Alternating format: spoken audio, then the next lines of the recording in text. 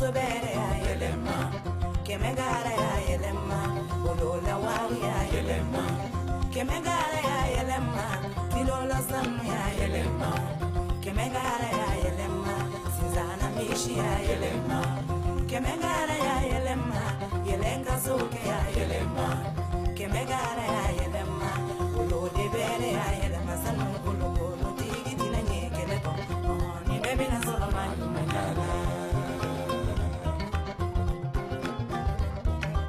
kemegara ya yelema furu musobere ya yelema kemegara ya yelema olola wari ya yelema kemegara ya yelema kilola sanu ya yelema kemegara ya yelema sinzana mishi ya yelema kemegara ya yelema yelenga soke ya yelema kemegara ya yelema olode bere ya yelema sanu kulukulu tigi tina nyekele ko ni baby na solo mani manana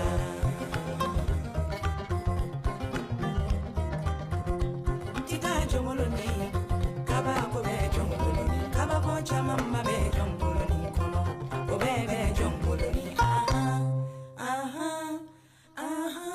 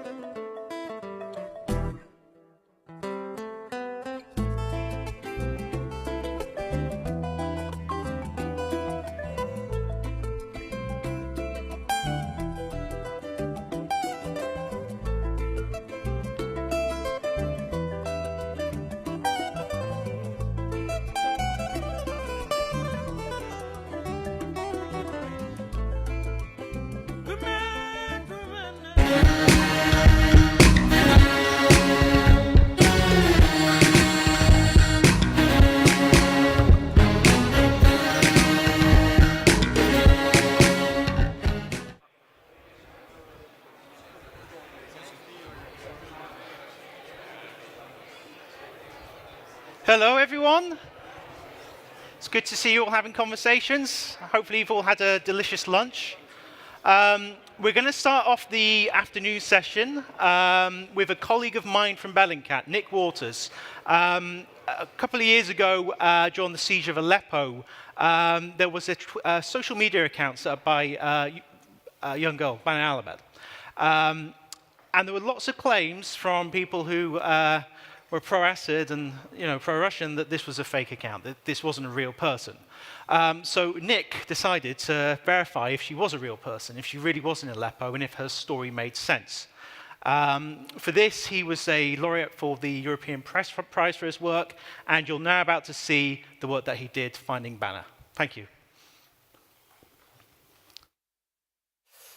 Cool. Good afternoon, ladies and gentlemen. How's it going? I hope you've all enjoyed your lunches. So I'm just going to take you through a part of my investigation into Bana Alabed and her social media presence. It's relatively basic. It will go into the details of the geolocation, which you've already done this morning. But just to give you a bit of a background about who I am. My name's Nick Waters. I was in the British Army for 4 years as an infantry officer. Came out, did a master's at King's College London, where I wrote my first piece for Bellingcat. And since then, I've been writing articles for them over the last couple of years. And I'm part of their investigations team as well. Cool. So one of the, if it works. So we're going to take you from Berlin all the way down to Aleppo in Syria.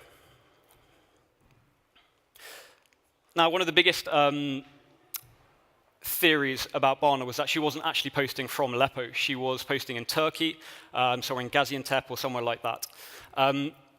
So one of our main angles of attack was showing actually Bana is tweeting from Aleppo. You know, there's so much social media imagery, videos, we can geolocate her.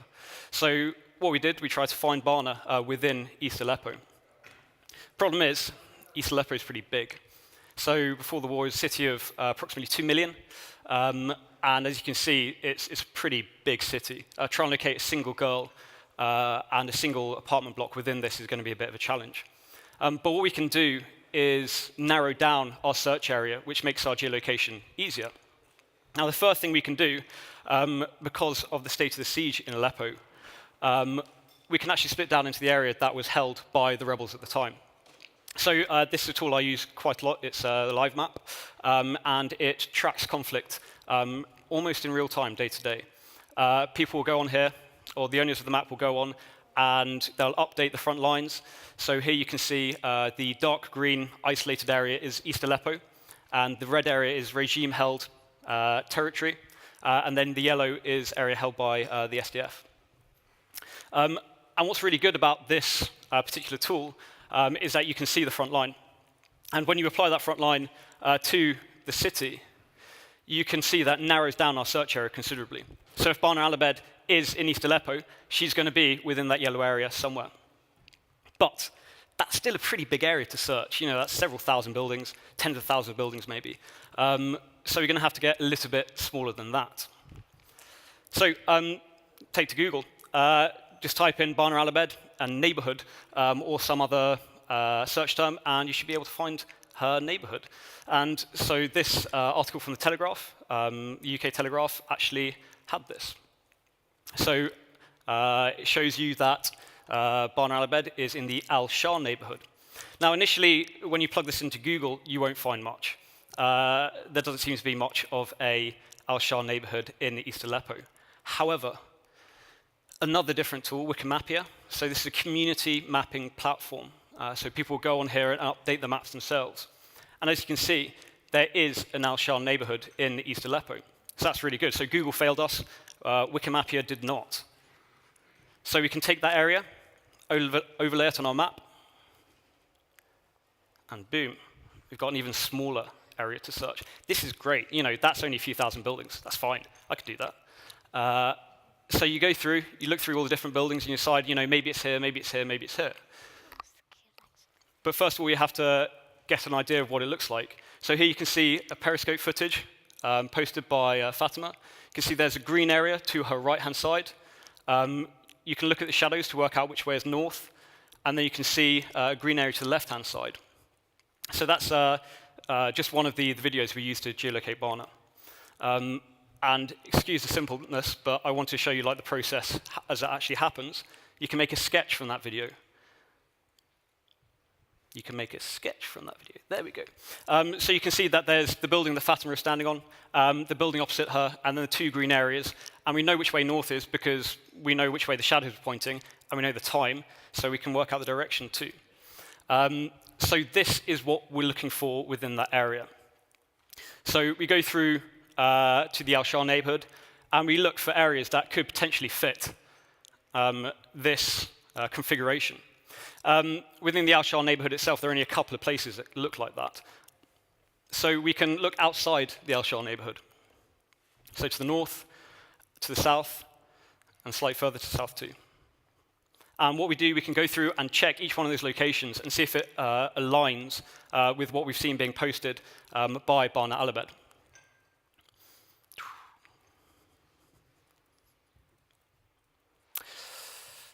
Didn't work. I was supposed to zoom in. Hang on. Nope. OK. So we look at this location, and I believe that this location where Fatima took that video and is taking the pictures.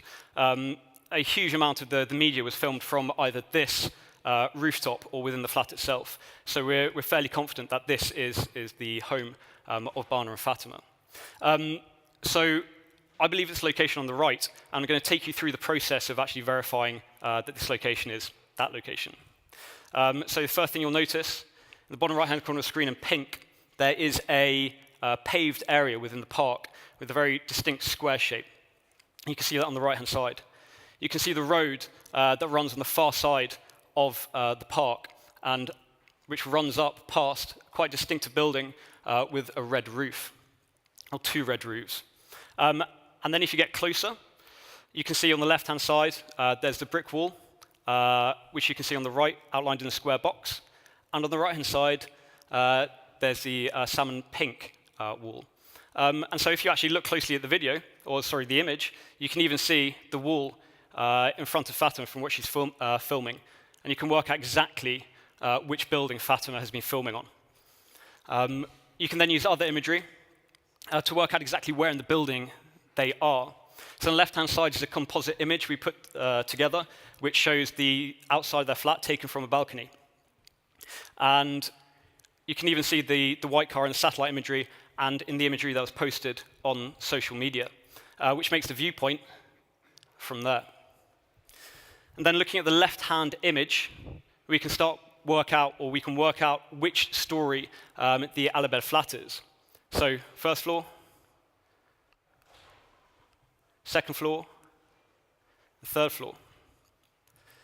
So we can see that the Al Abed flat is in the building on the right-hand side that's highlighted in purple, and we know it's on the third floor of that building. So we know exactly where the family flat is. And this is all taken from, or all worked out from imagery and videos posted by Fatima and Bana. Cool. There are, of course, other theories about or inconsistencies people saw with Bana Al Abed. One being like, it's in the middle of a war zone. How do you get electricity? And that was quite easily answered by the social media videos and images, because there were solar panels on top of the roof.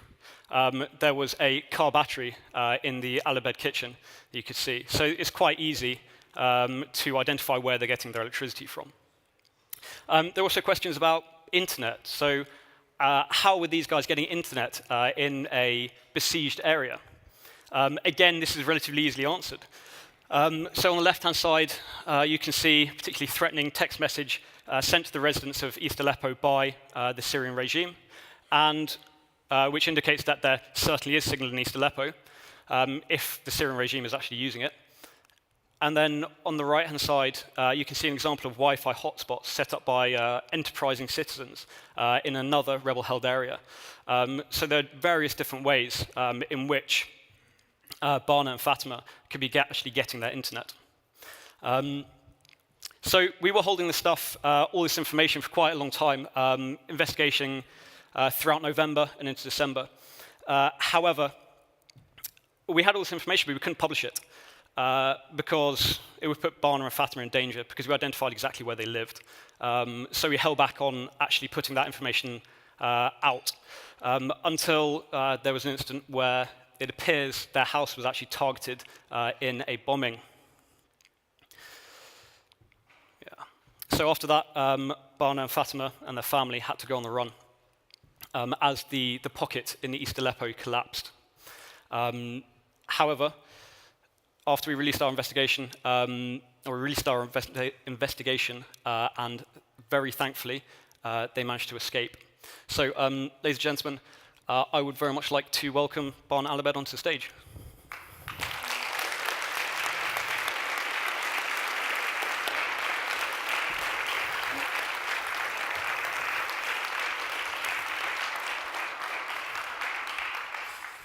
How's it going? Fine. Cool. Shall I ask you some questions? Yeah, sure. Cool, cool. So, how are your family doing? They are great. They're happy. We are happy too. Cool. Happy days. Are you happy? Yes, I'm happy. Banging. Nice one. So, you've recently released a book. Did you enjoy writing it? And why did you write it? Yes, I enjoyed writing it because I want to tell the world what happened in Syria and what happened to the children, because all the days there's bombing and many children were killed and people. So I want to tell the world what happened in Syria. So I started to tweet, and then I wrote my book and then sent it to the world so they can know our story in Syria. Cool, cool. With all the stuff that you do and the extra stuff that you do outside of school, how do you have time for school? There's time, actually. Because I want to go to school. Yeah. Yeah, I like to learn many different things. And actually, I feel happy because I learned English. I like to learn different languages. Now, I'm going to school to learn Turkish because I'm living in Turkey. Yeah. I need to learn. But when I come back, I make tweets. Yeah, so it's easy. Oh, fair. And with that schooling, what do you want to be when you grow up? I want to be a doctor so I can help the children and to save them from anger. An admirable profession. And is there anything else you want to say to everyone here? Yes. Thank you, all of you. I'm so happy to be here with all of you today. What happened in Syria is so sad. I will always ask, why didn't the world stop the war in Syria? Many children in Syria have a story of pain, destruction, and sadness. The war is for no child in this world. Who shall bring my memories, my lovely home, my dear friends, my school? They destroyed our childhood. The war is for no child. Many children were killed. Many schools were destroyed. How can the children live like this situation? We couldn't live like that. So I decided to speak our story on Twitter. My mom helped me sharing our story on Twitter. Thank you, Mom, I love you. I believe I made many friends on Twitter, and I made all the world know what is happening in Syria right now. I want to thank my friends on Twitter and the world. They dreamed of helping Syria. We can't keep silent, so the world can help the children and hear their voice to help them and stop the war. The story of Syria is so big. We should tell it, but there is something missing. Number one is peace. I hope the world will bring back our hope and our childhood. I hope we shall overcome. I want to tell of all of you, can you help me singing this song, We Shall Overcome? We shall overcome. We shall overcome. We shall overcome someday. Oh, deep in my heart, I know that I do believe we shall overcome someday. We shall live in peace. We shall live in peace. We shall live in peace someday. Oh, deep in my heart, I know that I do believe We shall overcome someday. We shall walk in hand. We shall walk in hand. We shall walk in hand someday. Oh, deep in my heart, I know that I do believe we shall overcome someday. Thank you, everybody.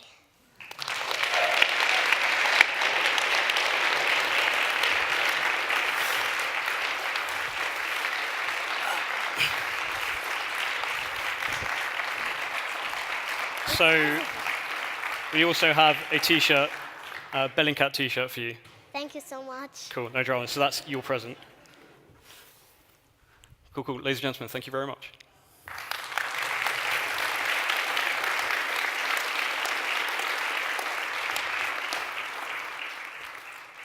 Thank you, everybody, for helping me. Cool, cool.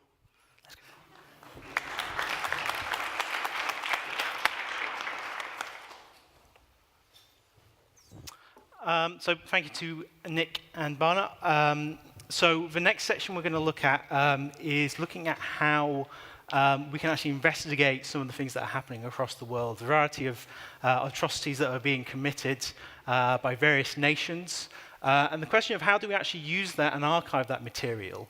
There's a lot of complicated questions to ask. We've already seen Sam and Alexa discuss some of these questions. I'm being joined by a group who will present their work on the subject.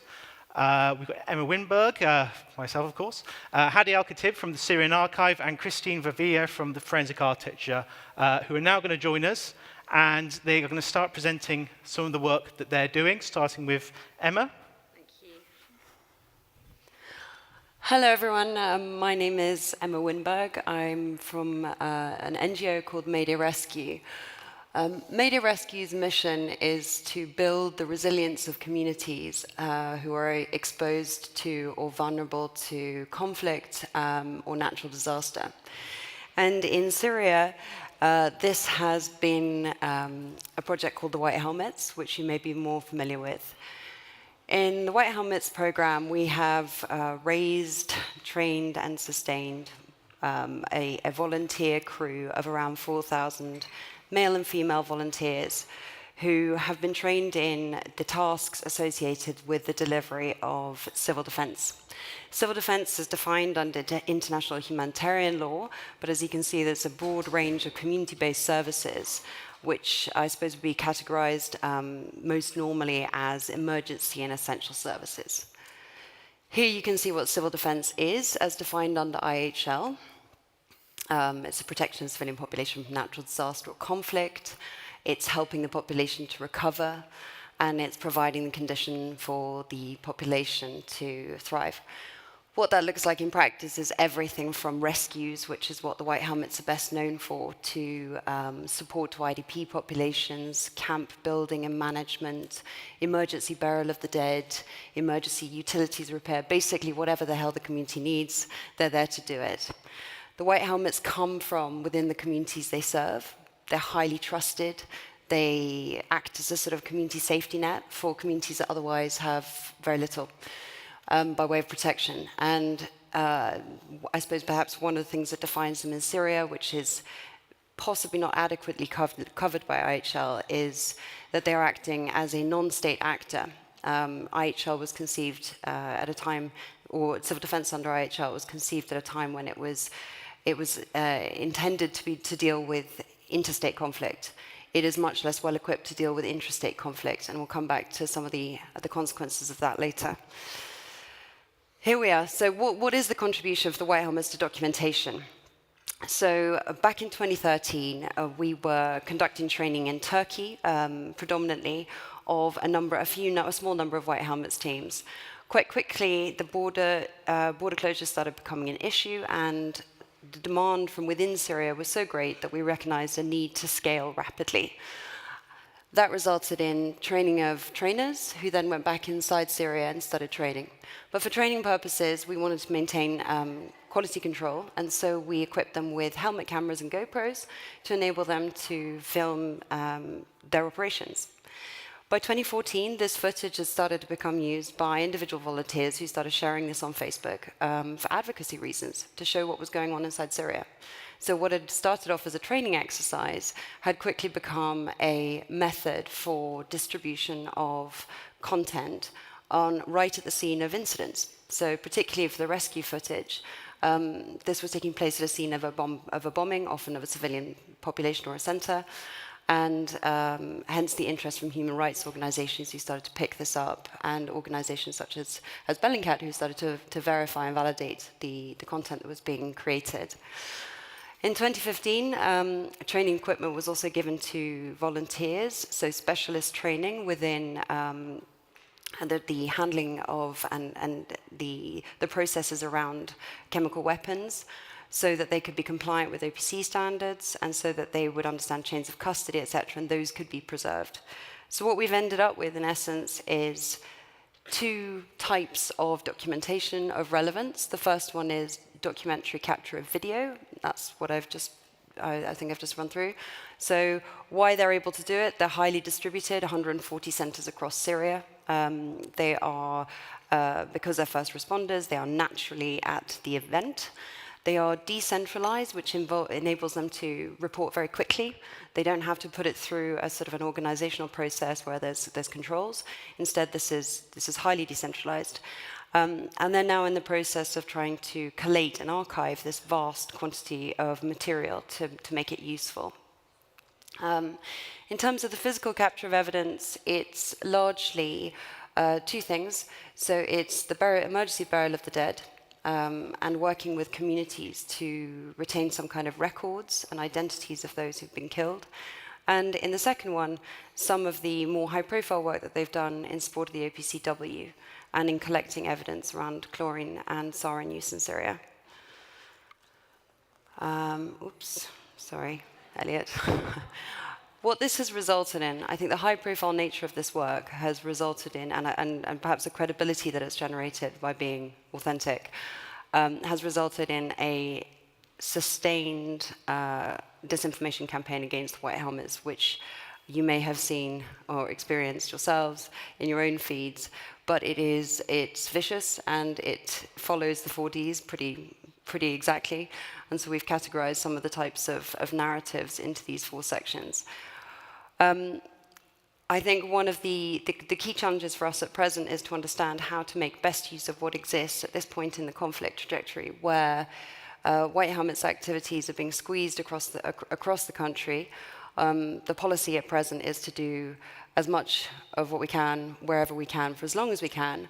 But I think everyone in this room will agree that we're in a phase of the conflict where we're having to look ahead and plan for the next phase, where it's less about trying to argue for sort of advocacy at present to act on Syria, and rather to look at how do we best preserve what we do have, and how do we capture that in the most meaningful and effective way that assists with future documentation and processes. So thank you very much. I will hand this back to Elliot.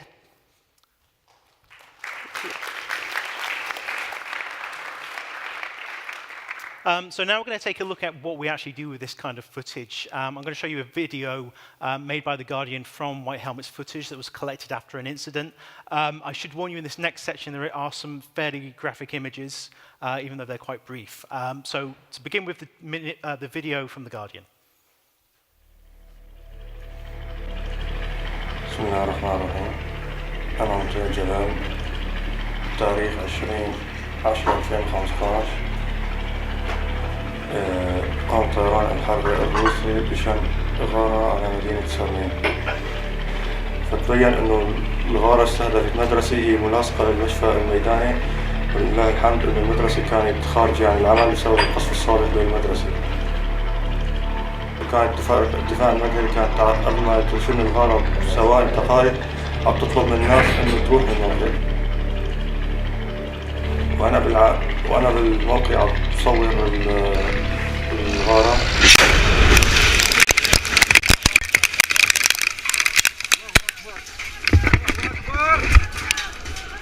فهون شن الطيران ضرب في الموقع اللي انا فيه على قد مترين أو 3 أمتار ويا الصاروخ مني. أول ما وقع الصاروخ أنا حسيت إن جسمي بده يتمزق من الضغط. من قاب الأرض كل الناس عم تسمع صوت عياط والناس ما منتبه علي إنه في هون وقع مصاب. الله أكبر! كان في شظير الصدر وحروق بإيدي اليسار وشظايا بإيدي اليمين وإجري اليسار، بالإضافة إلى ردود في كل الجسم والصدر وشق كبير بالفك السفلي، إضافة إلى شق بالعين. الله أكبر! أنت مضطر أنك تتوجه للموقع، سواء أنت تعملك كموظف أو أنت عملك كرجل منقذ أو مسعف، لأنه في ناس بحاجتك.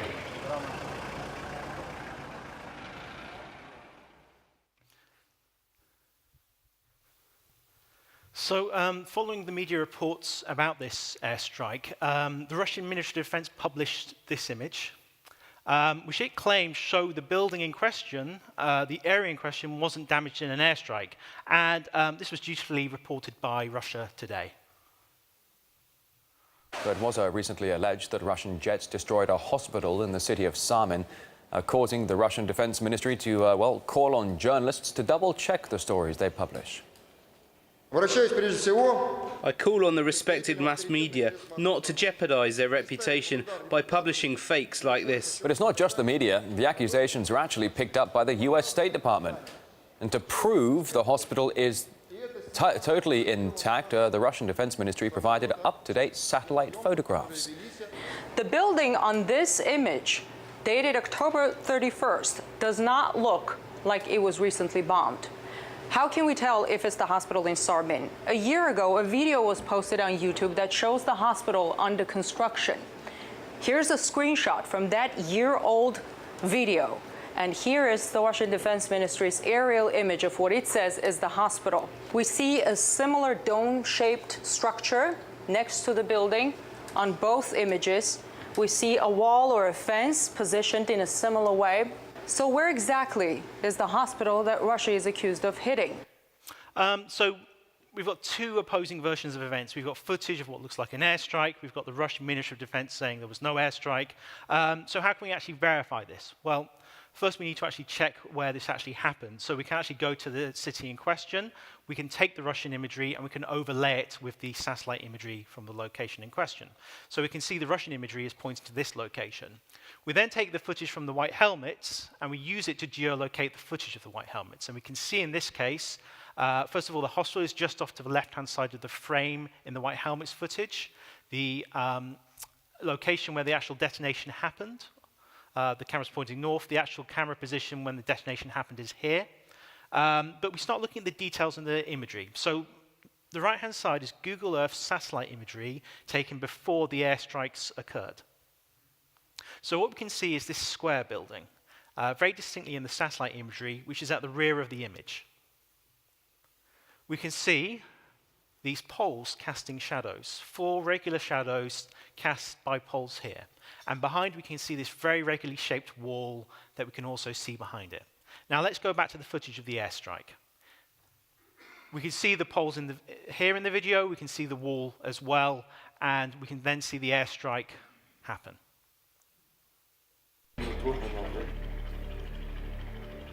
وأنا بالموقع بصور الغارة.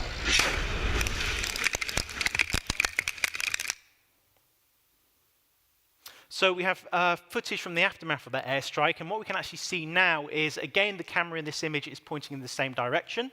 We can now see that this regular structure that was there before has been reduced to a pile of rubble, completely gone. So you would no longer expect to see this nice regular shape.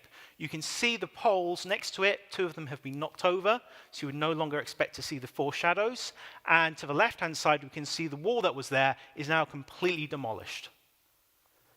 So let's take a look at the image presented by the Russian Ministry of Defense, supposedly after the airstrike had happened. What we can actually still see is the building that was completely destroyed is still standing. The 4 poles, 2 of which we can see were knocked over, are still standing. The wall is still there. what this tells us is the Russian image is not from after the airstrike, it's from before the airstrike. They have used as evidence that the airstrike didn't happen an image from before the airstrike had happened, and we can prove that using open source information. Another example we looked into of a hospital bombing was in Breaking Aleppo. I showed you a clip from it earlier. It was another one that the Russian Ministry of Defense claimed didn't happen. This time they presented satellite imagery showing what they claimed was the hospital before and after the dates of the bombings that were supposedly occurring there. And they were saying there was no damage visible to the structure. There were no changes to the facility, and that it therefore effectively proves that the people are lying. The eyewitnesses are not telling the truth. But again, we have lots of open source video. One example is this video from Al Jazeera Arabic. This shows the hospital building after an airstrike on October 1st. Now, there are in fact 3 airstrikes on this location in a week. We can see the crater from the October 1st bombing very clearly. And now the camera is going around the rear of the building. And what we can see here is barrels that's being used as kind of armor for the hospital, and then this area here where the ambulances would arrive. On the back wall is a camera, and it's this camera, and this is filming 2 days later on October 3rd. And you'll remember this footage from earlier that we showed you on the geolocation challenge. This is the moment of an airstrike 2 days after the Al Jazeera footage. So we can see from before and then after the airstrike, the damage done to the building. But is that not visible from satellite imagery? Well, this might not be visible, but the crater that's outside the building almost certainly would be. This is a massive crater, pretty much on top of the previous crater from the October 1st airstrike. This is also something quite unusual. Very rarely do you get footage from before and after an airstrike in such a small period of time. So we can be certain that this is a new crater that appeared on October 3rd. So, let's take a look at the Russian imagery. They're saying this shows no changes to the facility, but we can get our own commercial satellite imagery that's even better resolution than the Russian imagery. And if you look very carefully, what you can in fact see are differences. For example, this roof has partly collapsed between the 2 dates, and that's visible in the Russian imagery. You can also see this other roof has collapsed. Again, that's also visible in the Russian imagery, and it's also supported by footage from the ground. And finally, you can just make out the damage from the crater on the ground. So what's happened here, they haven't lied about the date or the location, they've just lied about what your eyes can see. You can see those things in the image if you actually look. Something else we've been doing a lot recently is speaking to the International Criminal Court about their use of open source information. And in August 2017, this arrest warrant was issued for a commander in the army of General Haftar. He had been using his social media page to post images and photographs of executions he had been performing. He had posted 6 videos in total. Based off this, they had actually produced this arrest warrant. And because they were all Facebook videos, anyone could go and find them. So we started trying to geolocate some of these videos. And in video number 6, we were actually able to find the precise location where these executions happened. I will warn you, this next section has some very strong footage in it. So this is video number 6. He had started with just one person being executed, and by video 6, he had rows and rows of people being executed. We first took the video and extracted the stills from the video showing the different position of the cameras as it was moving around. So we could combine it into one image. And what that allowed us to do is see the whole area at once without having to cycle back and forth and start looking for details visible in the image. So, for example, we could see just in the background some buildings, a wall, and a fork in the road.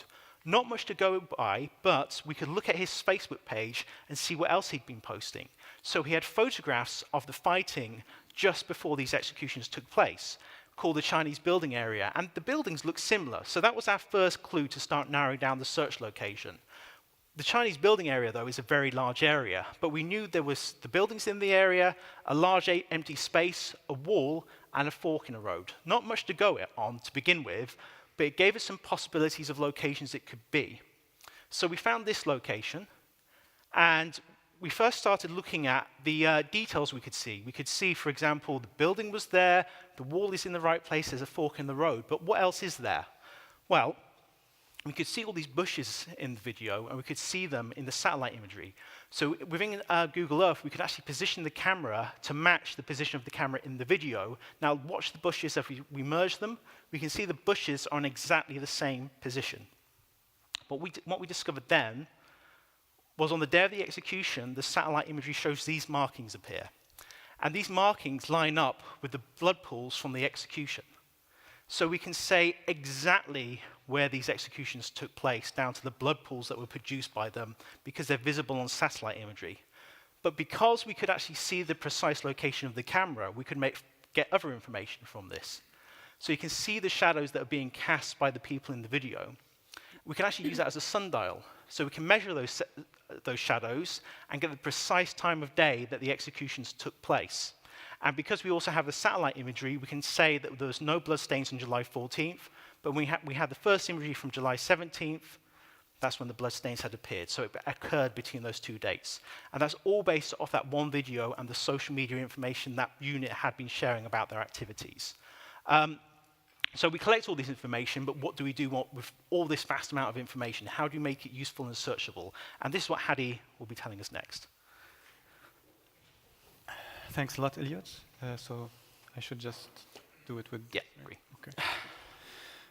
So hello, everyone. My name is Hadi Al-Khatib. I come from Syria, from Hama originally.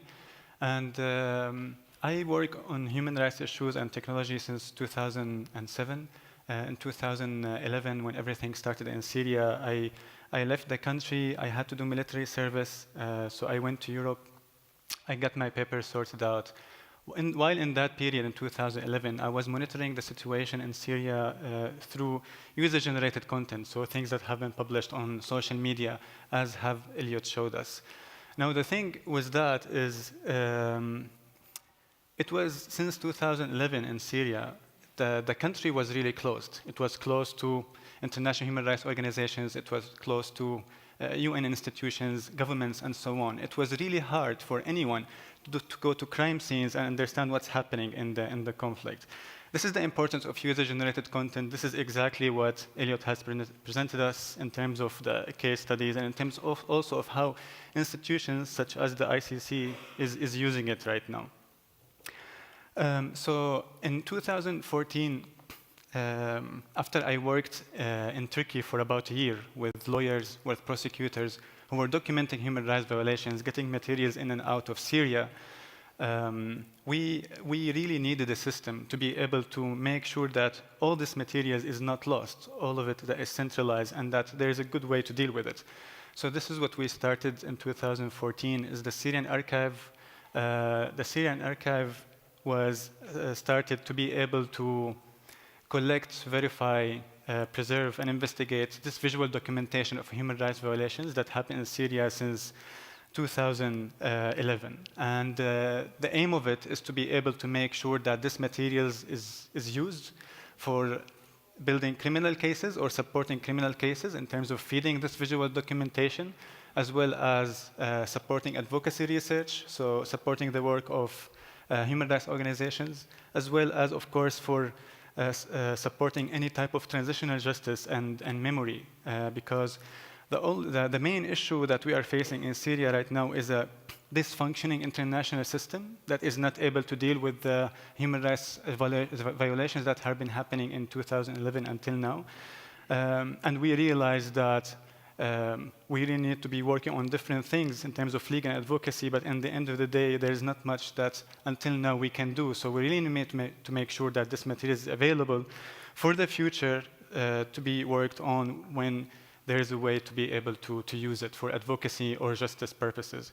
So since 2014, we have been collaborating with many different organizations, because with using user-generated content, we were facing huge challenges right now we are going to go through. And it was really hard for us as a Syrian civil society groups to go over all this type of challenges using user-generated content. So we collaborated with the Commission of Inquiry to Syria through feeding visual documentation into their quarterly reports that they publish about the human rights violations. And this allowed us to understand more about how the UN works in this case and what kind of standards it needs for visual evidence to be able to use. And right now also we are planning to collaborate with the International Impartial Independent Mechanism for Syria that have started last year. We are also working with and collaborating with lawyer groups such as the European Institution for Human Rights, Trial International, OSGI, CIJA, and many others about creating legal court cases and understanding more how visual documentation can support their work. We have been also working and collaborating with Amnesty International and their Digital Verification Corps team, as well as different universities, such as University of Berkeley, to be able to have a good methodology to verify materials and also go through the materials, because the scale is very big and we needed a way to be able to collaborate with different groups to be able to go through it. And then, of course, other organizations like Medan and Witness were really important to support our technical and methodological work in terms of video documentation and infrastructure. And of course, this work with user-generated content will never be done without the Syrian civil society groups and civilians who are who wanted to make sure that the world knows what's happening in Syria, as what Benna told us. So, since, as I told you, since in Syria in 2011, the country was totally closed, and we depended a lot on social media and user-generated content from the first day. But with that, we faced many challenges. When we started in 2014 to be able to do this stably, we found that many of the content is being lost. It's because of different reasons. One of them is that civilians were operating in hostile environments, so they were losing it because their devices will be damaged, and the whole media offices will be totally attacked, so everything will be gone in terms of information. So this is one thing, and the other thing is everyone is using social media, so their social media accounts were being attacked, and they were getting a lot of phishing attacks to be able to get into their system and then kind of silence them from publishing anything about what's happening in Syria. So this is one thing. And then the other thing is they used social media a lot because it was the only way for them to be able to reach a huge audience to kind of show what's happening in the Syrian conflict. So they used Google and Facebook and so on. And then last year, what happened is that Google started using machine learning systems to be able to identify content automatically that is violating their community guidelines. And what happened is that we saw that in 2-3 months, about 400,000 videos have gone from our database. So we can see that very clearly. So we started to raise awareness about this issue with media outlets just to try to make sure that we are able to reinstate this content, and we are able to explain that this is a human rights content. It might have graphic imagery, but it has a lot of value for many institutions and many human rights organizations working in the Syrian conflict, because they can't enter the crime scene. So there is no way. I mean, this is the only way that we can understand what's happening. And we can also kind of use that for any type of justice processes. So there has been a really good conversation with Google. It has been done through Witness, which was really great. And since then, we were able to instate a lot of that content. But still, until now, we see that content is being lost. One of the main human rights organizations in Syria, called the Syrian Observatory for Human Rights, have lost 3 of their media channels that contain thousands of videos. They have been documenting the conflict since 2011. So it's not like a group that is starting right now. They have a kind of reputation, and they have been doing this for years. So this is really important to be sure that their content is still preserved. What was really helpful is that Google have published their transparency report showing that how the statistics related to the automated system kind of flagging content automatically. So we understand more and more how the system works and how the flagging works. So then we are able to continue the discussion with social media companies. So as I have told you, from our database, because we are preserving this content, we were able to understand how much of it has been gone. And then the big speak is when a lot of them have been gone in the end of 2017. So we were able to understand more the situation. So the Syrian Archive have, since 2011, preserved about 1,500,000 digital units that contain human rights violations that are happening in Syria. It's a huge number. We see how Syria is the first documented war in history, and this is one of the first countries. It's going to be like this in all different countries from now on. This is how smartphones and social media technology is playing a role in these type of conflicts. So it's really important to kind of create really a good strategy to be able to help civil society groups make sure that this content is preserved in the best way possible from the first day, and this is what we didn't do in Syria. The second problem is related to when this content was being published. It was unsearchable. It was scattered everywhere. So it was really important for us to make sure that it's all centralized in one database, so then it's really easily acquired and then served into different groups that can use it in a relevant purpose. So we have created a metadata schema, and with this metadata schema, we are tagging all the visual documentation in collaboration with different groups such as Berkeley University, Amnesty International, and others. So what we are doing with this type of metadata when we are collecting it is we are publishing collections. One of the latest collections that we have published is related to the chemical weapons attacks that happened between 2012 and 2018. This is attacks that governments are kind of not understanding the scale of it. We want to make sure that the scale of it is shown through verified visual documentation, as you can see on the screen here.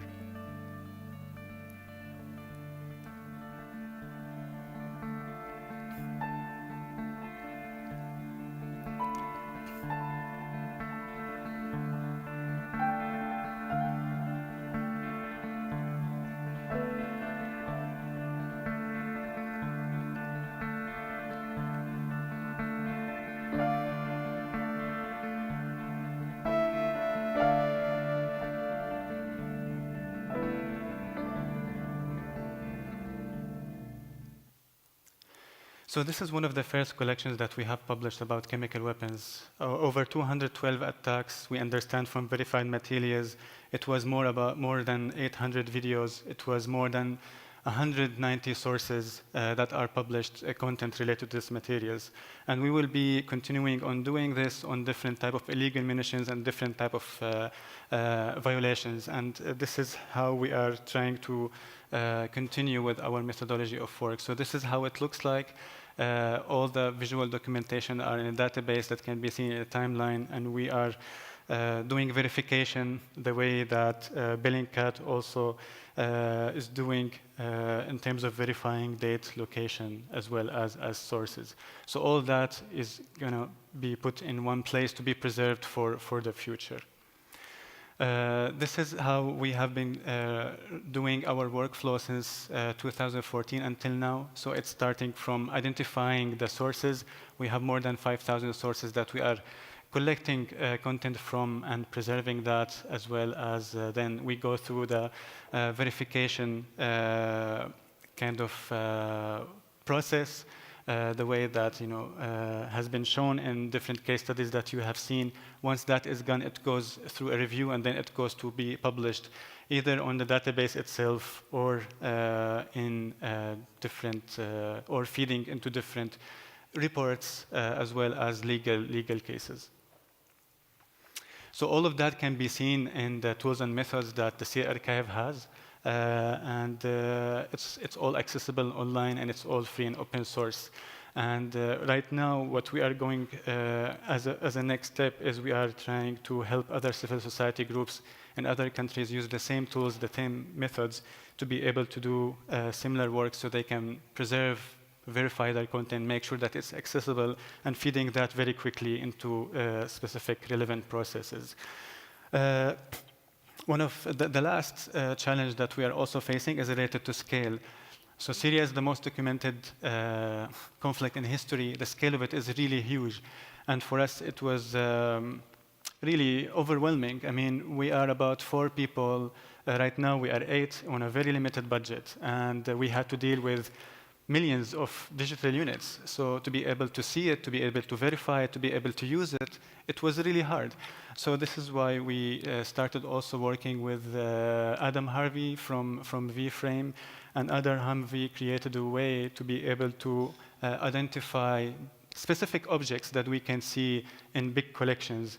And with that, we are able to prioritize videos, then to be able to go through them, verify them, and use them in, again, building criminal cases, as well as advocacy, and also as well as transitional justice in the future.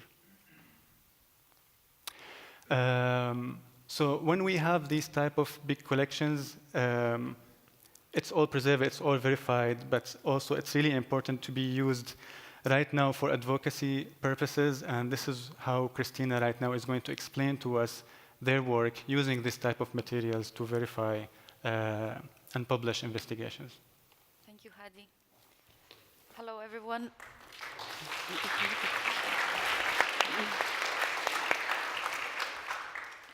Hello, everyone. I'm going to present to you very briefly the work of Forensic Architecture. Forensic Architecture is a research agency based at Goldsmiths University of London. We are a team of architects, artists, filmmakers, programmers, theorists, scientists, etc., who undertake spatial and media analysis for human rights cases. So we work with different NGOs, different human rights groups, and we present our work as evidence. We develop new evidentiary techniques, and we present our work as evidence in different legal and political forums. So we might present in national courts, international courts, parliamentary inquiries, the UN, but also for advocacy purposes. We work a lot with the media. We exhibit our work, so we have a kind of one-to-one connection with audiences as well.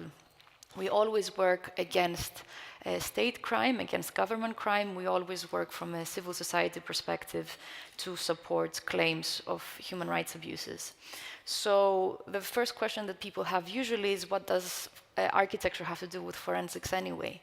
And so a very kind of brief explanation of that is when we consider the fact that contemporary warfare is mostly urban, when people die in buildings rather than open battlefields, then architects can somehow become a sort of a pathologist of buildings. So we could read the ruins of a building and we could understand what has happened. Was it an airstrike, or was it a tank shelling, or was the building destroyed by a bulldozer, etc., etc.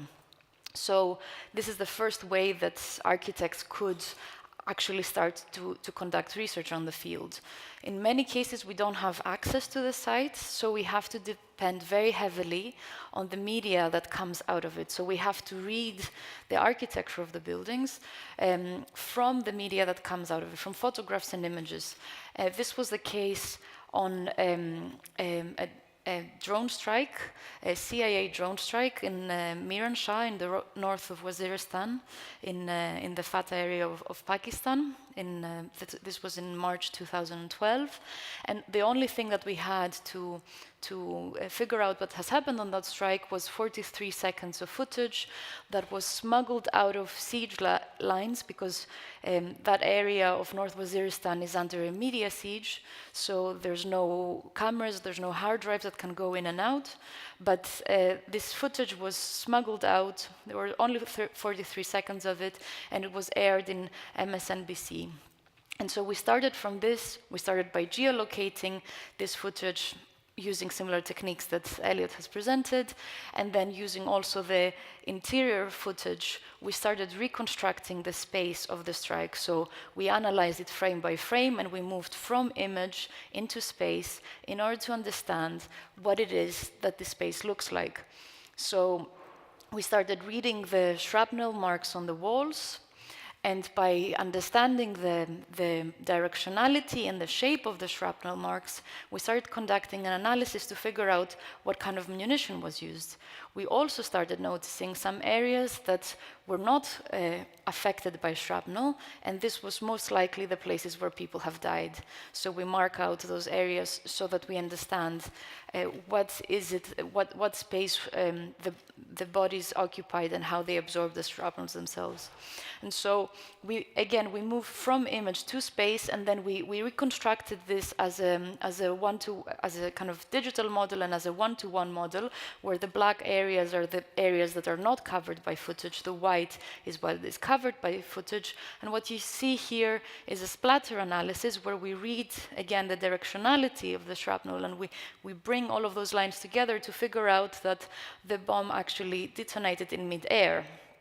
Again, we do this as a one-to-one installation in order to figure out exactly how, when a shrapnel mark might be elliptical instead of circular, it means that there is a certain directionality. And so the fact that the bomb detonated in mid-air means that it was a delayed fused bomb. It means that from the moment of impact on the roof of a building, it started counting milliseconds until it penetrated deep inside the building, and it detonated in a very particular room. So this means that it is targeted munition. So the Hellfire Romeo is a sort of architectural savvy munition. It means that it understands the architecture of buildings, and it is quite targeted. So this is another way that we can work from the very limited sources that are available outwards in order to understand what has taken place. In other cases, we have to work not only with one image, but actually many. This was the case of the Gaza 2014 war, under the kind of Israeli offensive called the Operation Protective Edge. And there we had hundreds of images and videos that were documenting one day of war. So that was August 1st, 2014, the deadliest day of war, where almost 150 Palestinians died. But to make sense out of this huge, disparate cloud of data, we started looking at the bomb clouds.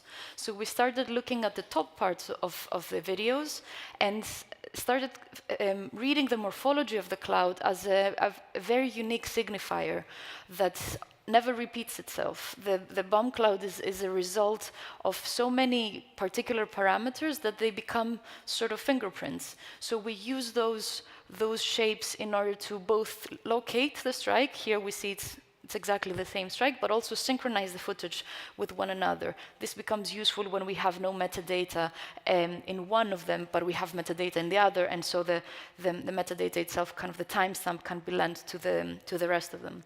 And so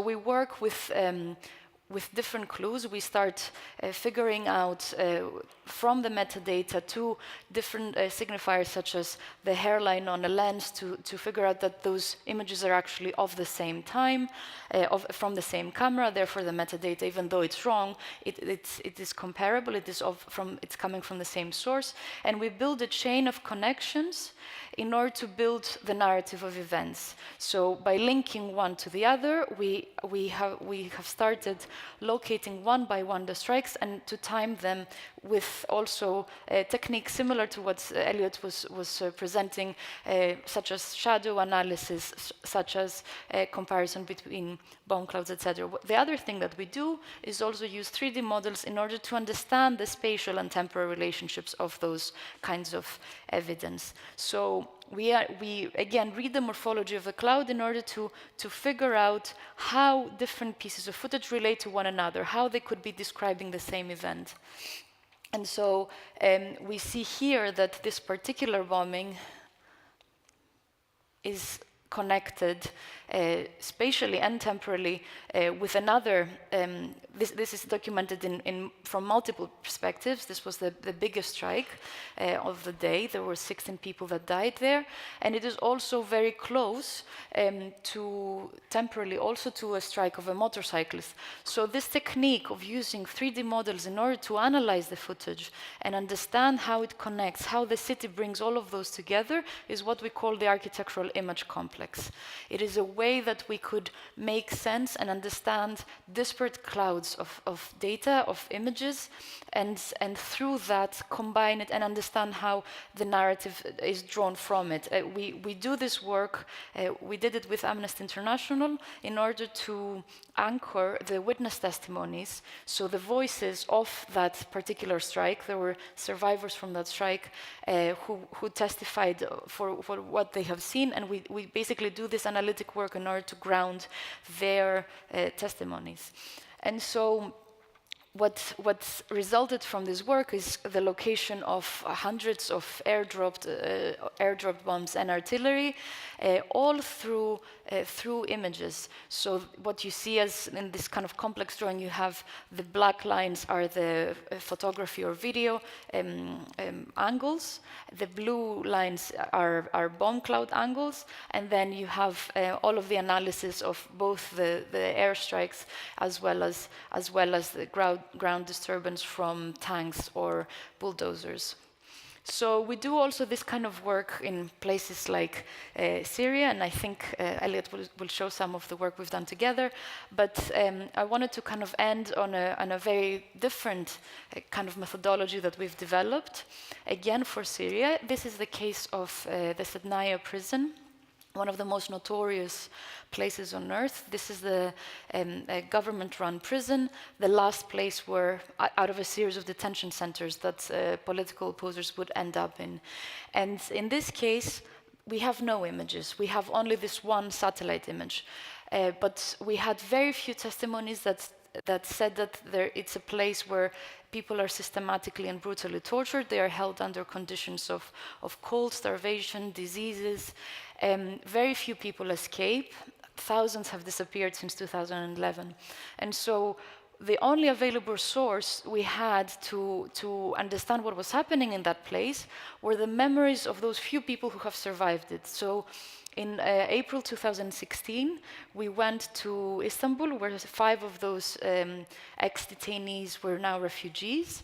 This is again a project that we did with Amnesty International, and we undertook something that is called acoustic and architectural modeling, what we call the architecture of memory. So we interviewed those witnesses based on 3D models. We asked them to reconstruct the place of their incarceration, their cells, what they could remember, because the witnesses themselves had no access to any other space other than their cells. They were always confined in one space, and they had no.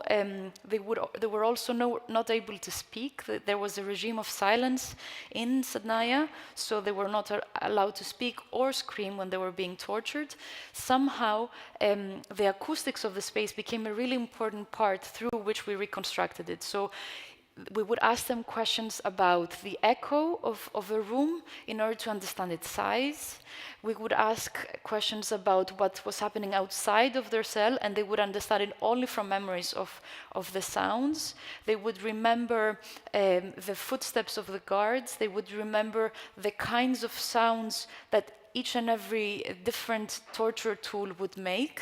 They could recognize what tool the guards were using based on the sound.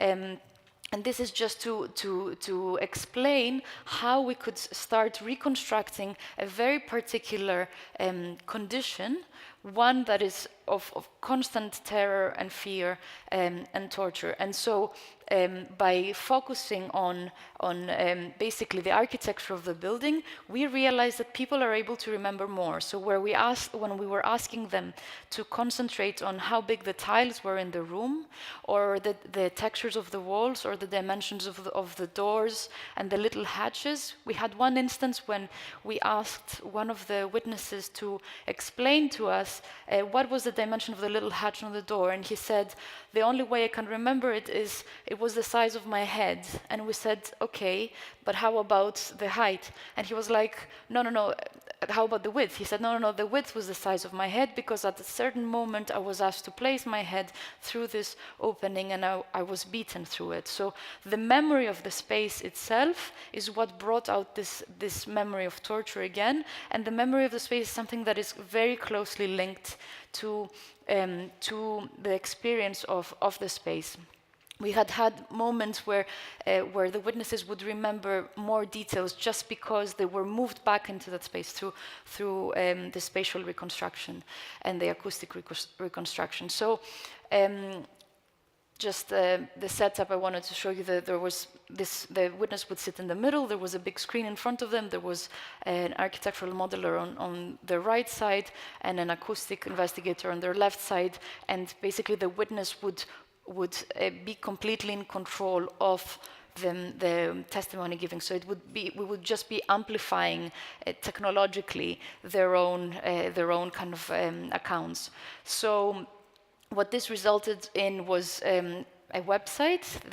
We decided to make it into a website because it is a non-linear way of storytelling, because they were there for 3 to 5 years, so it is impossible to tell a single story. We could only capture little fragments of their experiences.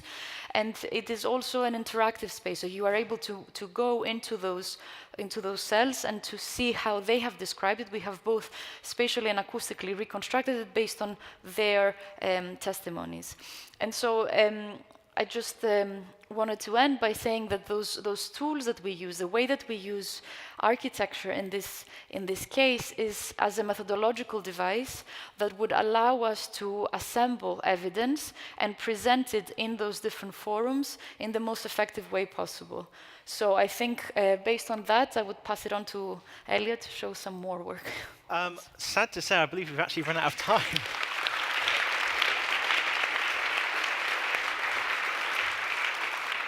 I think we've run out of time, haven't we now, unfortunately? Unfortunately, we've run out of time, so I won't be able to show you the last video, but I'd like to thank all our panelists. And I think it's, who's up next? Eric. Oh, OK, cool. So thank you very much. Thank you.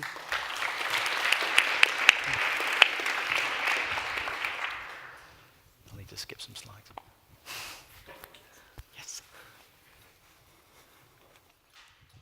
Before we start, a few housekeeping notes. For those who are interested in football, Brazil, Costa Rica is 0-0. And now we're back to the table game free. When we're dealing with aggressors and atrocities, it is really important to know what we're talking about. And when we're talking about conflict zones, it is very important to recognize military equipment, ammunition used. Everything has to be on point because your credibility stands on it. And the way we do it usually is by visual comparison. Yeah, so just as we heard from Hadi and Christina's talks, a lot of times in conflict zones, the areas where potential human rights violations happened are inaccessible because of the lockdown media environment, and there's not a lot of journalistic freedom. And because of that, you have to heavily rely on user-generated content to show the remains of munitions used in airstrikes or witness videos of military equipment rolling down the street and so on. And so because of that, using open source information or user-generated content, same thing, is very, very important for reconstructing, as we've heard from Alexa earlier as well, not just to know what happened, but also for future legal cases brought against the people who commit violations. So what we'll do today, we're going to run a table game. And the way we're going to do it, in the envelopes you see before you, you'll find 2 stacks of images. The ones with letters and the ones with numbers. Okay. And so just like with the very first table game earlier, you're going to be matching up the numbers with the letters. So you're going to have a couple of options. I think there's 2 options for each one. So you'll see an example from some actual user-generated content, from a video or from a photo or something from a war zone in Syria. I think these are all in Syria, right? Mostly. Yeah, I think these are mostly in Syria. And then match it against the reference photo for that either munition, jet, or tank, so that we can properly identify it, because proper identification is very important with these things. And for this, we have 10 minutes and counting.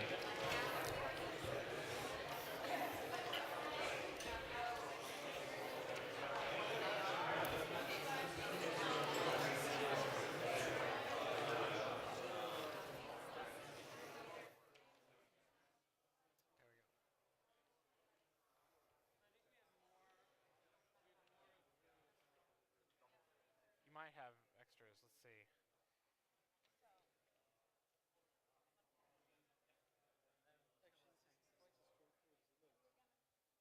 Yes, so you're matching, yeah. So you have. I have pay down the microphones. Well, 10 minutes. Is it okay? Or you need an open mic? No, I think we're good. I think 30 seconds. 1 minute. From the end. 1 minute. 1 minute before end. I will Sure. Thank you. So you're matching up the letters with the numbers. So with the, you only have like 5 or 6 letters, and then you have multiple options of numbers. So you match. Is everything clear? Yeah. Yes, exactly.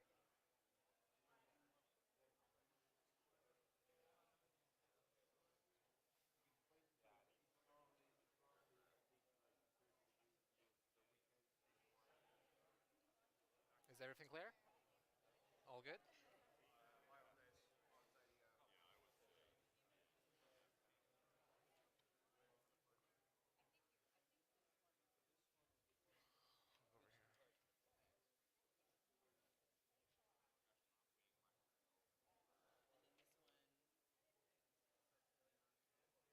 I've only tripped over this thing twice, so I'm not going to make it thrice.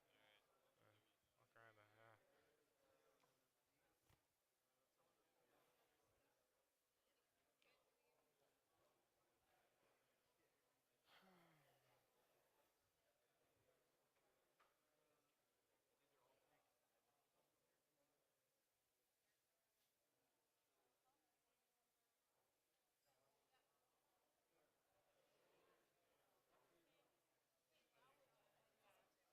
Sorry for the confusion. I'll go to this side. No, no problem. Don't worry about it.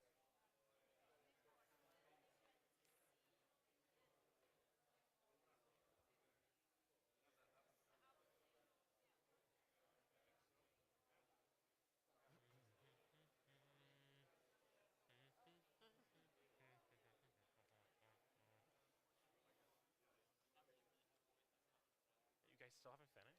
Oh my god, this was made for you guys.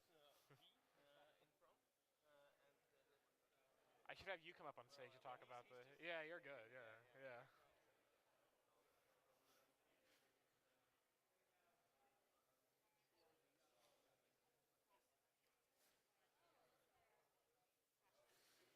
Good job, Nick. It's fun? Yeah, I was quite nervous. Yeah, you didn't even see much. Just like I've never been in a circular stage before, so I was trying to work out where Oh to yeah, well I don't think anyone has. Last year there were 4 columns on each slide, so it was really awkward. Like kind of look around the columns. Yes, you absolutely may. Which one are you on? 7 minutes. Okay, let's go over. Come on. So should I start now? I'm pretty bad at this thing too, so I'll help the best I can. I know the answers though, so I'll see. Cool. All right, I can do that. I just need my mic opened. So so you have like I think 6 letters, right? In the middle, yeah. And then like 12. So you would have time to right? input. So you match them up, the letters and the numbers. So this is B, right? So you try to find. can do that. So there's 1, 2 for Should I get a A, separate 3, 4 mic or for this one? B, 5 or 6 for C. Yes. I'm sorry. I should have made that clear. Oh, I should have made that clear. Yeah. So 1, 2 for A, 3, 4 for B, 5 or 6. So you're trying to do is it 1 or 2, right? Or whatever it is. It should be matched up correctly. So who knows if the numbers are actually done correctly or not? But hold on. So for the bombs are easy, right? It's that bomb, and there's only 2 bomb options. Very good. So there's this one, and there's this one. So you have D. So you try to find D10 or where's 11? Have any of you guys have app installed, the conference app? Because it would be good if you would have, because we're going to have a live form that you can actually admit. Excuse me, while everyone is still working on it, those who have the app installed, if you would go to Agenda and to Table Game Free, there is a form that you can fill of the answers that you feel that are correct, and then we can discuss them. So while some of the team members are choosing the right answers, could others please go to the app, Agenda, Table Game Free, and there's a form there. Thanks.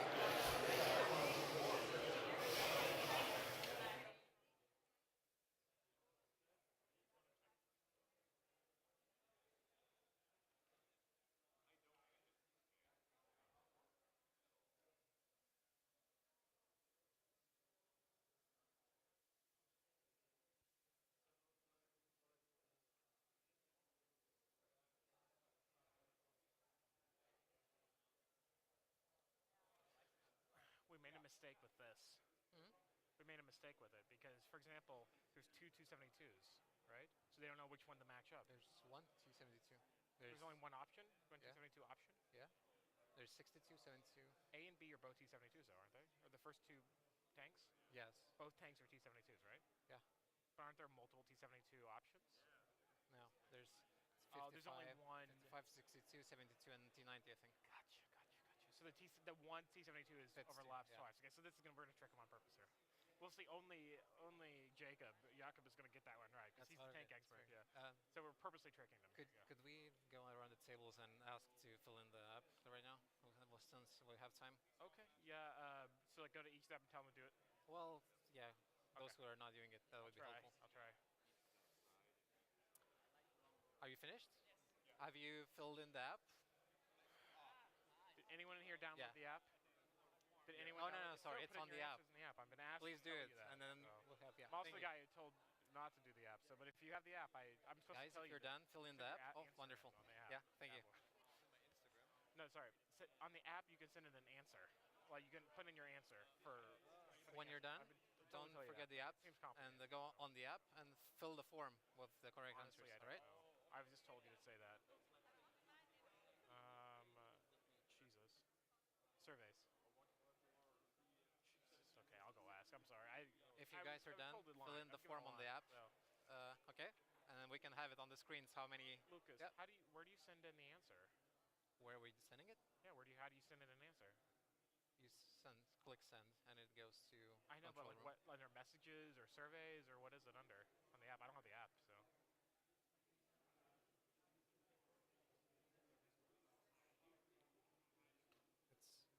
It's agenda,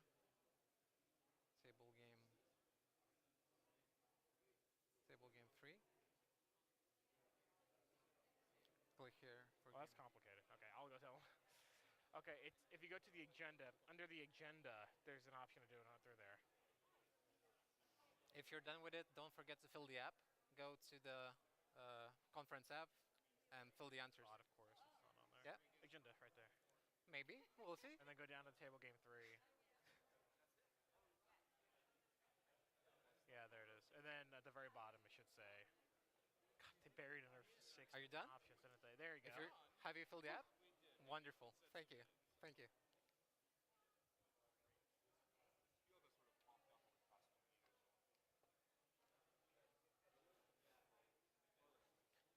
If you guys are done, please fill in the app. Yeah. The form on the app. It's on the agenda, table game 3, and at the bottom there's you can fill it.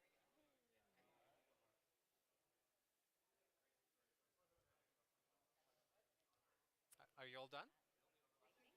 If you're done, please, if you have the app, please fill in the form on the app. If you would go to agenda, table game 3, there would be a form, and you can send out the correct answers to us. Thank you.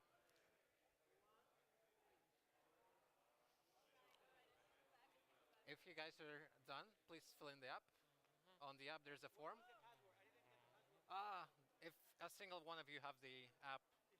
Oh, yeah. So did you? So go to the agenda, table game 3, and there's a form to fill. Trick. And just send out the answers. I figured you're the only one we couldn't trick with that. And it was actually quite easy because. Well, for you it was, yeah. The tankman over here. Are you guys getting any answers? Cool. Yeah. Scale it, yeah. Really subvariant. Yeah. I've seen. Do you recognize the footage that they're from? Yeah, I figured like you probably could know like look at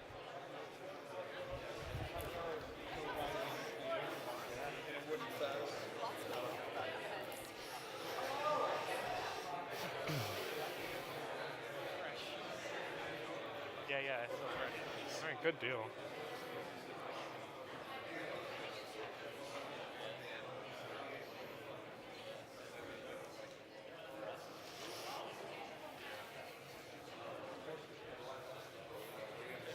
Jakob, the tank man over there, he's like, yeah, I know what you were doing.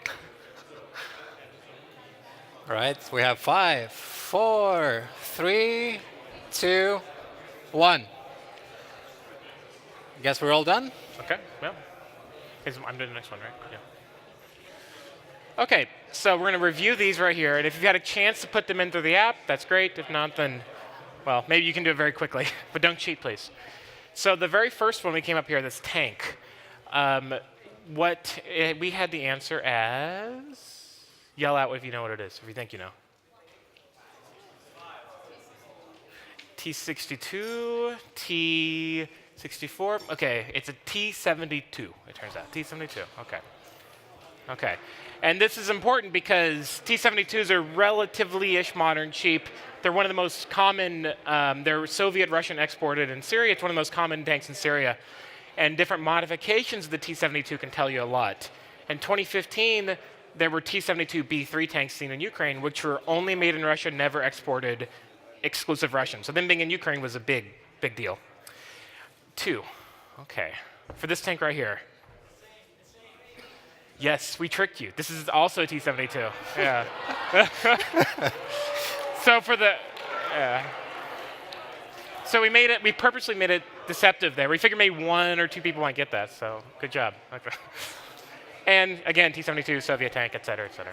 All right, letter C. Which one do you think is correct one? Yep, that's Iskander.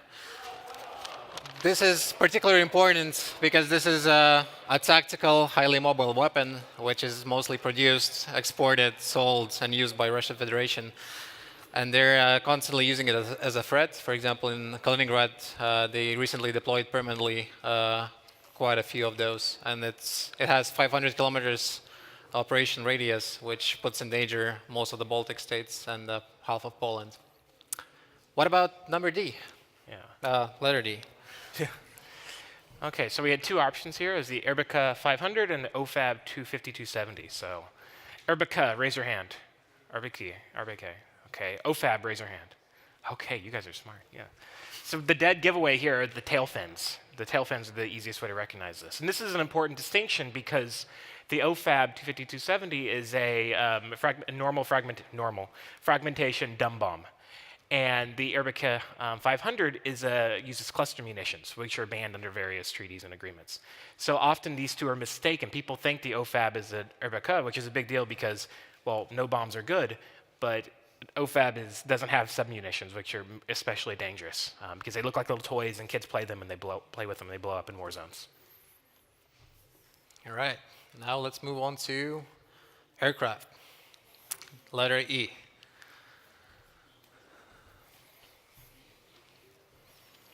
Any ideas? Huh? Su-25. This is a good example of what we are dealing with usually in Syria. Civilians manage to capture some. For example, Su-25 is a direct attack plane, and they usually, right before hitting or dropping drop bombs, they appear. And civilians are able to capture it on video and then see where the bomb lands, so that's very helpful. And these weapons are used both by Russians and Syrians, which sometimes it gets a bit complicated. The second aircraft, letter F.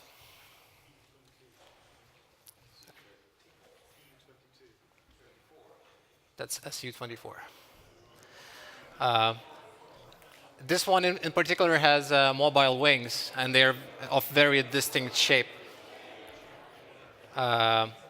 These are used only by Russian Federation. So if we stumble upon this, we know with relative confidence that they're used by Russians and not Syrians. Yeah. Yeah.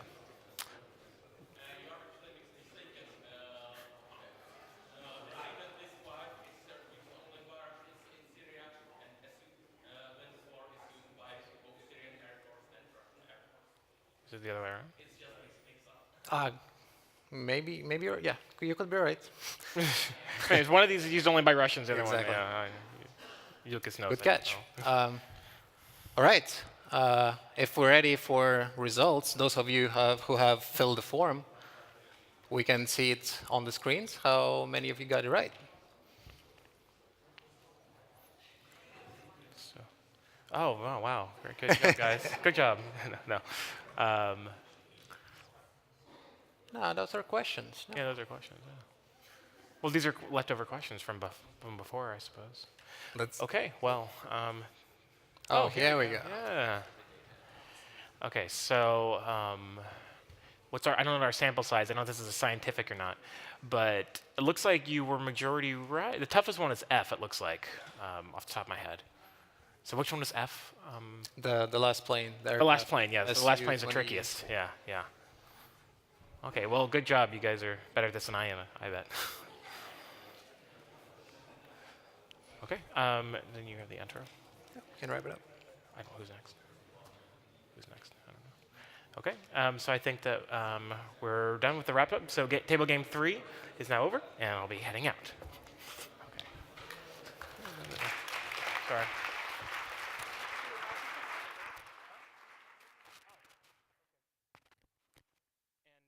I'll take my mic here, and we have a coffee break now. When do we come back at what time? In 20 minutes. In 20 minutes. About 20-minute coffee break. Thank you. Good.